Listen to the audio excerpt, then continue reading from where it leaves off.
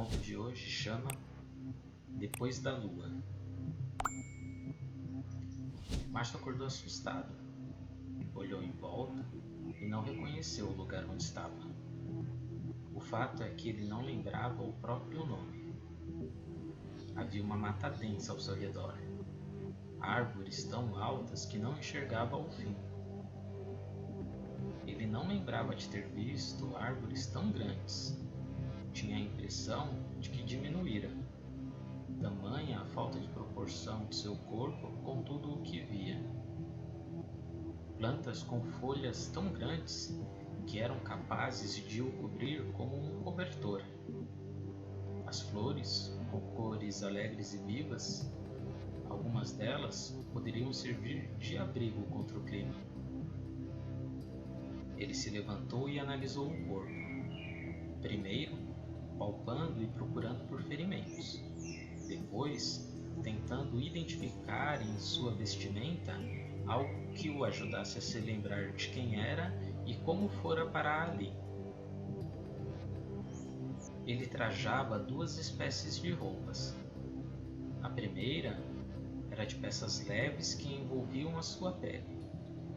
A segunda camada se sobrepunha à primeira e era pesada, preta, com um tecido aparentemente impermeável, e seus pés calçavam botas rústicas.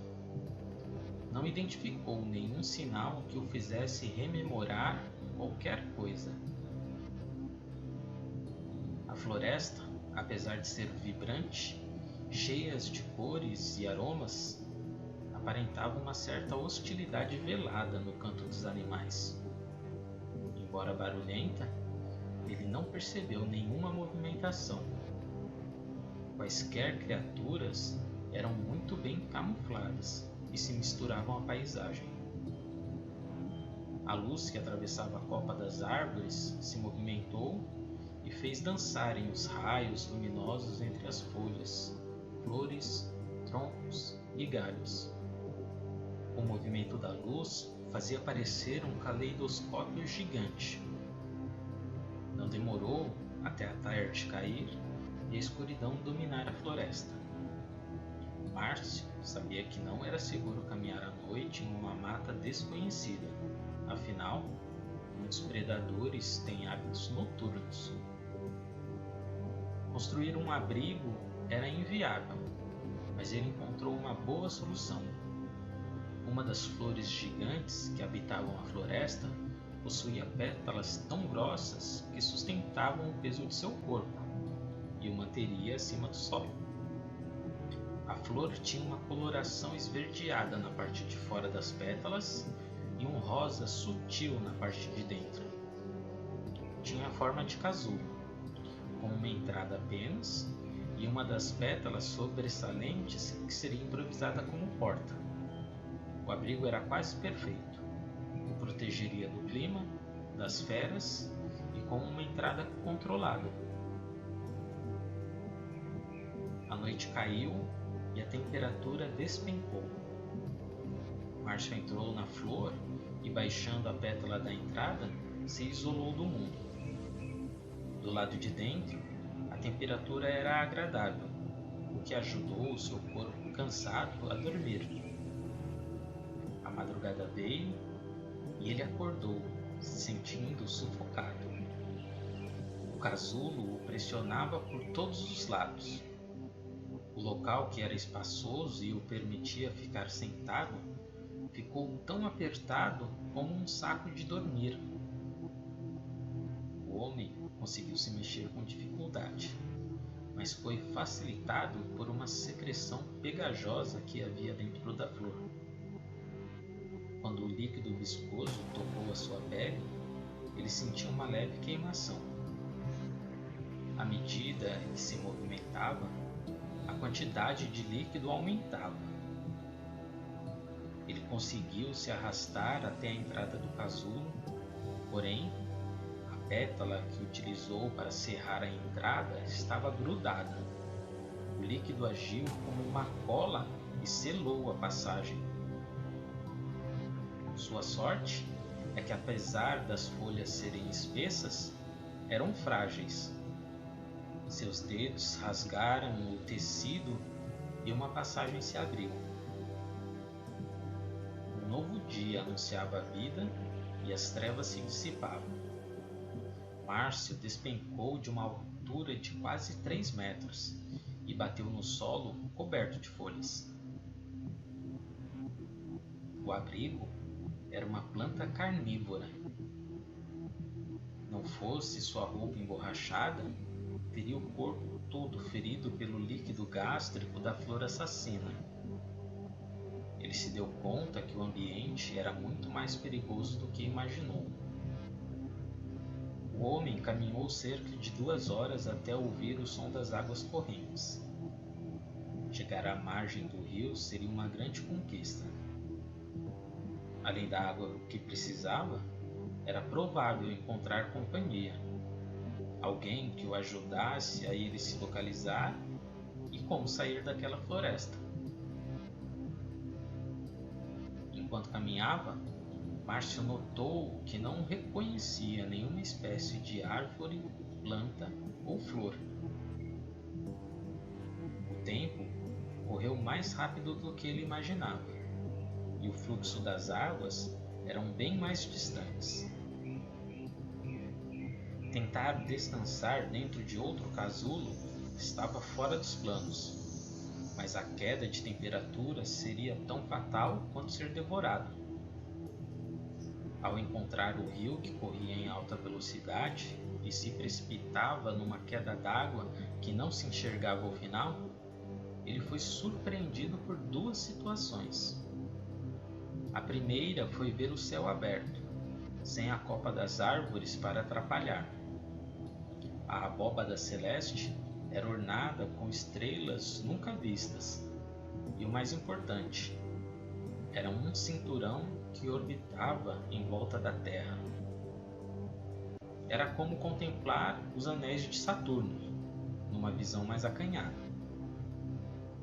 Márcio procurou pela Lua, na esperança de ter algum conforto, mas sem sucesso. Sua segunda surpresa foi lembrar de alguns fatos de sua vida e um conhecimento que não sabia que tinha o fez deduzir que os anéis de asteroides que orbitavam a Terra era a Lua que explodiu. A noite caiu rápido, assim como a temperatura. O fracasso em encontrar abrigo quase custou a sua vida. Porém, ele foi resgatado por pessoas que passavam por uma trilha próxima ao lugar onde ele desmaiou. Márcio acordou outra vez em um lugar desconhecido, mas agora repousava em uma cama rústica num cômodo escuro, iluminado por uma chama que ardia num tipo de lareira e que aquecia o ambiente. Ele se levantou e investigou o local. A ausência de janelas fez pensar que tivesse sido capturado e preso. Depois, descobriu que estava em uma rede de cavernas que abrigavam uma população muito grande.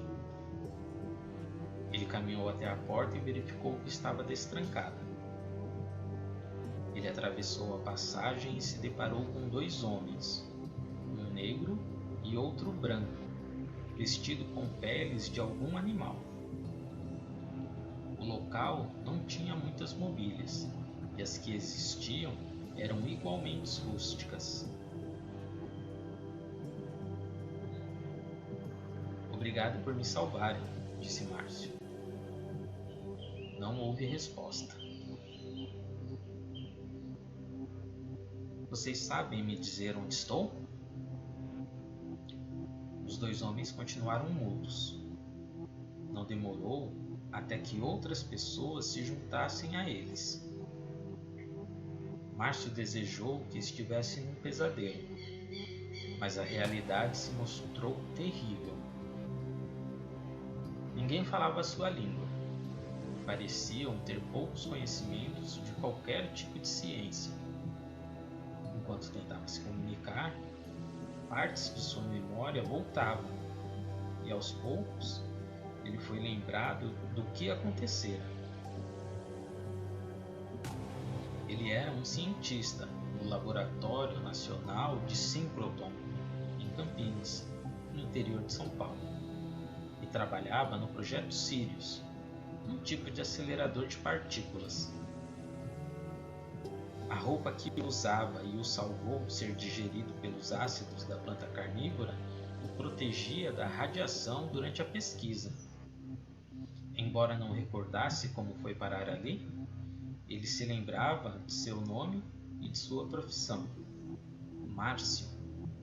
Eu me chamo Márcio, disse, batendo no peito. As pessoas estavam curiosas, mas demonstraram bastante medo dele. Algumas horas se passaram, até que um dos homens tentou se comunicar com ele. Márcio gesticulava, falava pausadamente e tentava outros idiomas que conhecia. A primeira interação ocorreu quando ele se aproximou do fogo. Quente, disse, enquanto se aquecia nas chamas que iluminavam o local. Quente, respondeu um dos homens. Isso, quente. A comunicação animou os dois lados. Ele se afastou das chamas e esfregou o corpo com as mãos. Frio, disse, agitando as mãos. Frio, repetiu o homem. Prontamente, uma pessoa do grupo lançou uma capa de pele para ele. Ele retirou a roupa de borracha e se cobriu com o presente. Fome, arriscou, apontando para a boca e para a barriga. O homem que se comunicava com ele abriu espaço entre a multidão que se aglomerava no cômodo.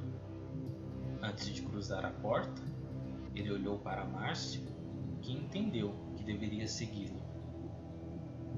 Caminharam por um corredor estreito, até entrarem num salão amplo.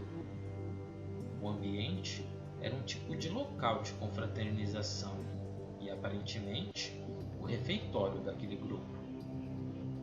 No centro, um animal queimava e perfumava o ambiente com um cheiro de comida.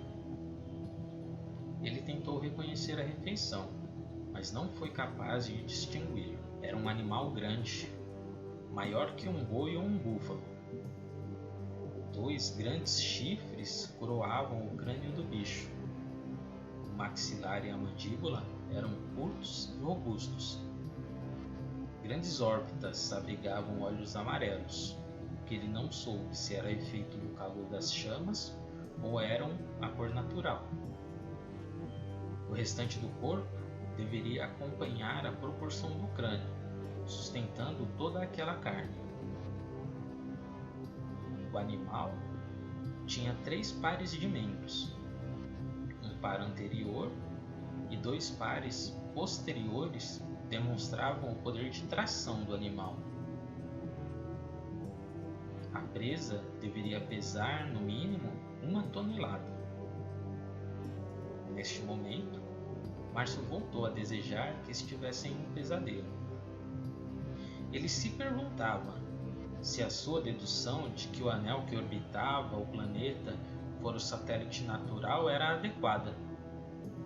Não sabia o que era pior: estar em outro planeta ou estar na Terra.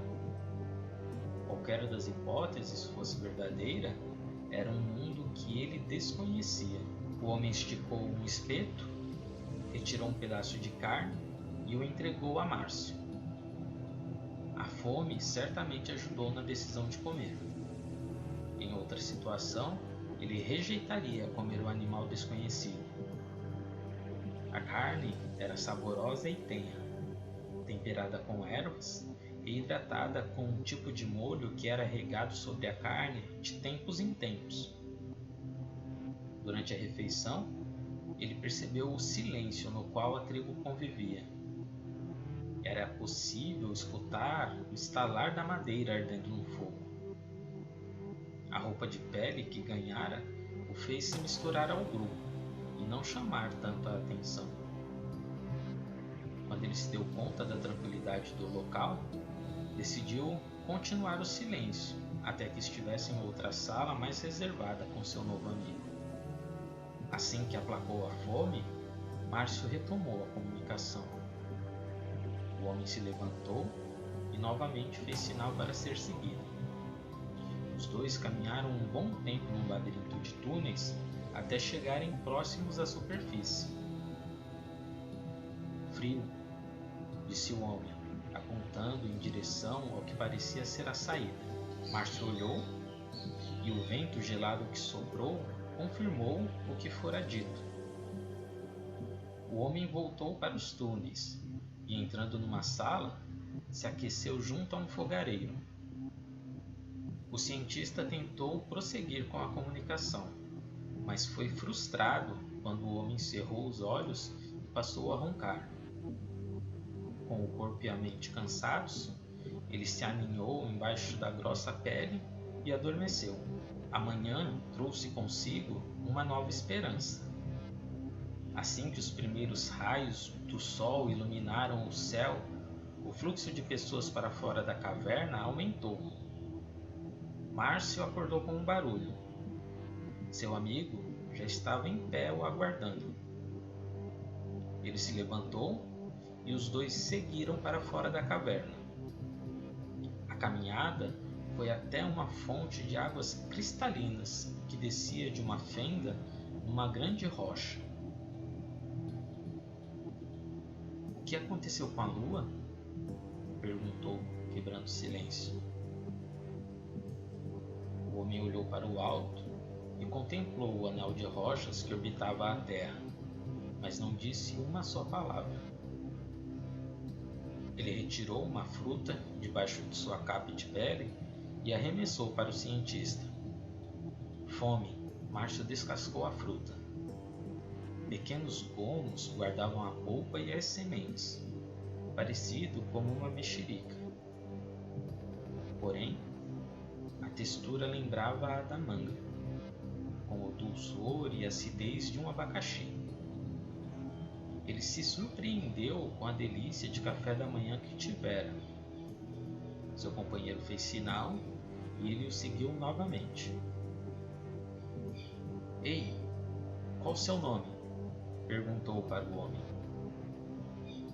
Não houve resposta. Márcio, disse ele, batendo no peito. O homem não demonstrou nenhuma reação, tampouco interesse no diálogo com o cientista. João, vou te chamar de João. O ritmo da caminhada era intenso. Eles seguiram a margem do rio onde Márcio fora encontrado. Algumas horas depois, entraram na mata fechada. João caminhava rápido e demonstrava habilidade com o ambiente. Por um instante, Márcio o perdeu de vista e tentou encontrar o rastro do companheiro, mas em vão. Nenhuma pegada, nenhum galho ou flor quebrado ou amassada. O cientista tinha os olhos treinados. Era filho de um mateiro, um descendente de índios do Mato Grosso, que virou guia turístico no Pantanal. João! Ele arriscou um grito e aguardou. Poucos segundos depois, João surgiu em sua frente. Ele se assustou com a aparição repentina. Da mesma forma que o perdera de vista, o encontrara, sem perceber qualquer sinal de sua aproximação. O homem levou as mãos à boca e fez um sinal de silêncio. Apontou para as orelhas, depois apontou para a mata. Márcio entendeu que o ruído poderia trazer perigo para os dois. Ele se concentrou ao máximo para evitar o barulho e não se perder novamente. A luz debaixo da copa das árvores começou a rarear e a temperatura despencava. João fez um sinal e Márcio percebeu a abertura no chão à frente. Uma garganta se abria e dividia a floresta em duas partes, e aumentava cada vez mais até que um grande vale podia ser visto longe no horizonte. Eles desceram a encosta acidentada da escarpa até encontrarem uma passagem. O túnel descia para o coração da montanha. Quando já estavam protegidos do clima frio que a noite trazia, João procurou por algo nas paredes. Ele tateou no escuro até sua mão sentir a placa fria de metal que cobria um interruptor. Ele apertou o botão e 2 linhas se acenderam, uma em cada canto inferior do corredor. As luzes tinham uma cor esverdeada de fraca intensidade. Elas apenas demarcavam os limites do corredor e pouco contribuíam para iluminar o local. "Você conhece este local?" perguntou Márcio. Como sempre, não houve resposta. Ele gesticulou para o fim do corredor e João demonstrava medo. Tudo indicava que ele nunca descera até o fim para descobrir onde as luzes terminavam. O cientista se alegrou, afinal, era um sinal de uma civilização com tecnologia mais avançada do que o grupo que o havia encontrado. Ele seguiu as luzes, mas João o acompanhava de muito longe. Quase não era possível enxergá-lo. Degraus feitos de metal facilitaram o percurso. Algumas plataformas se projetavam sobre abismos tão escuros que pareciam infinitos. Márcio avistou uma grande porta de metal que trancava a passagem. Ele procurou por algum dispositivo que acionasse e liberasse a entrada. Ele encontrou uma pequena abertura na parede da direita que parecia um scanner. Receoso, ele meteu a mão no buraco, mas nada aconteceu. Ele tentou enxergar por dentro da fresta, mas não conseguiu. Ao tentar outra vez, enfiou a mão o mais profundo que pôde. Quando seus dedos tocaram a extremidade do dispositivo, a passagem se fechou e prendeu a sua mão. Pequenas agulhas perfuraram os seus dedos diversas vezes. O medo de ter um membro decepado foi muito maior do que a dor. Foram segundos de puro terror. Assim que a passagem aliviou a pressão, ele retirou a mão e a examinou. Ele percebeu que fora picado quando gotículas de sangue se formaram nas pontas dos seus dedos. Enquanto ainda se recuperava do susto, viu João se aproximar. De repente, uma porta desceu do teto do túnel, pouco mais de 3 metros atrás, e o isolou. O amigo, que vinha em seu resgate, perdeu a coragem e retornou. Márcio ficou preso entre as 2 portas. Não demorou até uma nova surpresa. Enquanto ele examinava a porta que fechou seu caminho de volta, uma luz se acendeu dentro da fresta onde prendera a mão. As engrenagens se movimentaram e a porta cedeu. Não havia alternativa. Tinha de seguir. Lâmpadas fortes iluminaram o longo corredor. O cenário lembrava um hospital. Paredes brancas e um piso esverdeado, impecavelmente limpos. Ele aguardou um tempo, imaginando que seria recebido por alguém. A curiosidade aguçou a mente e o impeliu a investigar o local. Após andar uns 10 passos no corredor, um sensor acionou a lateral da parede esquerda e revelou um traje. Um forte jato de água caiu do teto e quase o derrubou. Ele entendeu que deveria se limpar antes de vestir as novas roupas. Ele abandonou a capa de pele, a camiseta, a calça jeans e as botas, colocou seu traje e seguiu.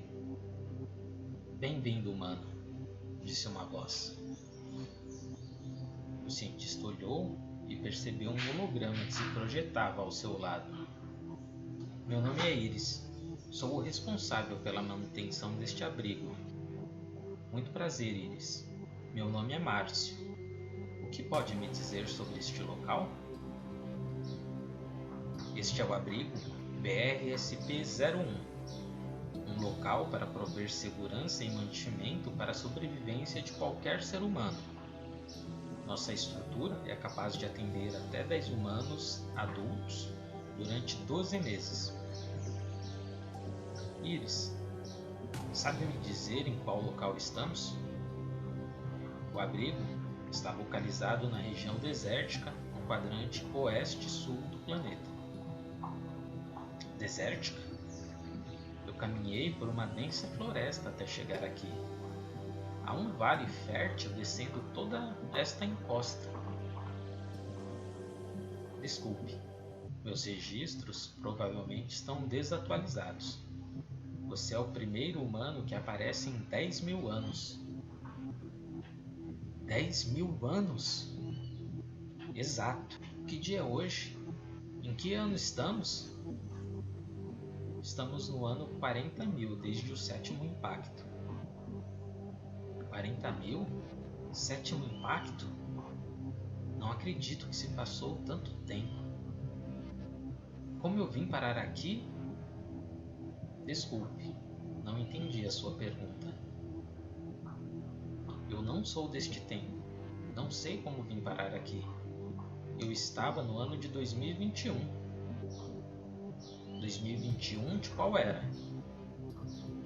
Como assim? 2021 depois de Cristo. Entendo. Acredito que você deu um salto de 250.000 anos. Não tenho registro de que os humanos tenham dominado a viagem do tempo desde esta era antiga. Meu Deus, o que aconteceu? A contagem do tempo a partir do nascimento do cristianismo cessou no ano 7.000 da sua era. O que mudou no ano 7.000 da sua era? Aproximadamente, houve um grande cataclismo no planeta. Não se sabe ao certo o que ocorreu, mas os registros da época informam várias explosões de grande porte por todo o planeta. Tivemos uma guerra nuclear? Não. Ao que tudo indica, houve choques de antimatéria. É provável que a origem foi uma falha sistêmica na tecnologia arcaica da época. E depois, a humanidade quase foi extinta neste episódio. Porém, os homens refloresceram e a raça voltou muito mais poderosa. Muitos consideram este período como a Era de Ouro dos homens. Durante milhares de anos, vocês evoluíram e passaram a modificar os planetas vizinhos. Pequenas alterações no clima eram realizadas na esperança de criar uma atmosfera habitável. Foram 150.000 anos até que isso se tornou possível. Colonizamos outros planetas? Sim, a humanidade está espalhada por todo o sistema solar. O que aconteceu com a Terra? Por que está desolada? Quem eram as pessoas que eu encontrei? Tudo ia bem até que os homens tentaram uma ignição em Júpiter. Ignição? Correto. Foi nesta época que vocês dominaram a viagem no tempo. O que foi a ignição? Júpiter sofreu vários impactos ao longo do tempo e foi adquirindo massa. Os homens acreditaram que o planeta estava no limite para passar a fundir o hidrogênio em hélio. A ignição foi a tentativa de fazer isso de maneira controlada e criar a sua própria estrela. O que parecia ser a maior conquista da humanidade foi o maior desastre. A anã branca que Júpiter se transformou reorganizou toda a órbita solar. Uau! Isso nunca passou pela minha mente. que aconteceu depois? Ao longo de 100 mil anos, o Sistema Solar sofreu 7 grandes impactos. A gravidade da pequena estrela atraiu muitos cometas e meteoros e transformou o pequeno Sistema Solar em um campo minado. A verdade é que não foram 7 impactos literalmente. Foram 7 grandes ondas que afetaram todos os planetas. Já se passaram 40 mil anos desde a última grande onda de choques. Desde então, os homens jamais conseguiram se reerguer. Abrigos como este foram construídos no intuito de salvar a raça humana da extinção. Há muitos destes espalhados por todos os planetas habitáveis do Sistema Solar. Quem são as pessoas que eu encontrei? Eles não são seres humanos. O que eles são? Não sei. Eu apenas permito que indivíduos com DNA humano entrem no abrigo. Por isso furou meus dedos? Sim, precisava coletar seu sangue para saber se era humano. Você disse que faz 10 mil anos que não aparecia ninguém aqui. Correto. Desde que você chegou, meus sistemas tentam conexão com os outros abrigos e outros planetas. Porém, não localizei nenhum sinal. Será que fomos extintos? Não sei a resposta para sua pergunta. Porém, como procedimento padrão, eu enviei sinais para todo o Sistema Solar que há um humano vivo neste abrigo. Vamos esperar por respostas. Um outro protocolo de segurança me obriga a te preservar em uma câmara de hibernação criogênica. Há mais humanos aqui? Não estou autorizado a te responder. Você congelou outros humanos? É um protocolo de segurança determinado. Hibernar todo indivíduo até que consigamos conexão com outras bases ou até que haja indivíduos suficientes para reiniciar uma sociedade. Márcio tentou fugir em vão. Iris já havia liberado um poderoso anestésico no sistema de refrigeração do abrigo. Seus olhos ficaram cansados. O ar parecia pesado e difícil de respirar. Tudo começou a girar. Antes de desmaiar, sentiu que era carregado nos braços de alguém. Ele reconheceu o rosto da mulher que o levava. A inteligência artificial controlava um androide com a mesma aparência do holograma. O cientista não encontrava forças para reagir. A sensação de desmaio se transformou em um sono doce e quente. Seu cérebro estava extasiado e seu corpo cheio de vida. A hibernação estava em seu primeiro estágio. Iris o embalsamaria e depois o depositaria na câmara criogênica. A mente de Márcio teve um último momento de lucidez antes do sono e recordou como havia chegado ali. Durante uma experiência no acelerador de partículas onde trabalhava, houve um terremoto no momento de máxima aceleração. A estrutura do aparelho cedeu e a radiação começou a escapar. Mais um abalo, e um buraco negro que deveria desaparecer instantaneamente atravessou o acelerador e atingiu Márcio. Por alguma razão desconhecida, um buraco de minhoca ligava aquele buraco negro com um espaço-tempo 300 mil anos à frente de Márcio. A passagem estabilizou até que o corpo do cientista fosse sugado e depois desaparecesse. O homem dormiu.